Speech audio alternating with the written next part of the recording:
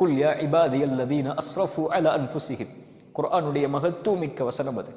வரம்பு மீறி பாவம் செய்த, சுப்ஹானல்லாஹ், என் பாவிகளை என்று அல்லாஹ் அழைக்கவில்லை, வரம்பு மீறி பாவம் செய்த என் அடியார்களே, லா தக்னது மிர் ரஹ்மத்தில்லாஹ், அல்லாஹுடைய அருளில் ஒருபோதும் நம்பிக்கை இழந்து விடாதீர்கள். உங்கள் தந்தை விரட்டி விடுவார், தாய் விரட்டி விடுவாள், உங்கள் கணவன் விரட்டி விடுவார், உங்கள் மனைவி விரட்டி விடுவார்கள், உன் எஜமானன் விரட்டி விடுவான்.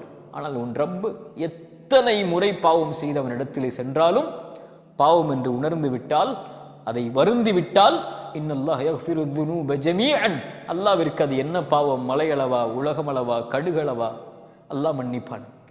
வல்லதீன இதா ஃபஅலு ஃபாஹிஷத்தன் அவ் ஸலமு அன்ஃபுஸஹும், வரம்பு மீறி பாவம் செய்து, மானக்கேடான காரியத்தை செய்து, அல்லாஹ் தடுத்த காரியத்தை செய்து, அல்லாஹ் என்னை பார்த்து விட்டான் என்று மன்னிப்பை தேடி வருபவனுக்கு ஒமை யக்ஃபிரு துனூப இல்லல்லாஹ், அல்லாஹ்வை தவிர யார் அந்த பாவத்தை மன்னிக்க முடியும்?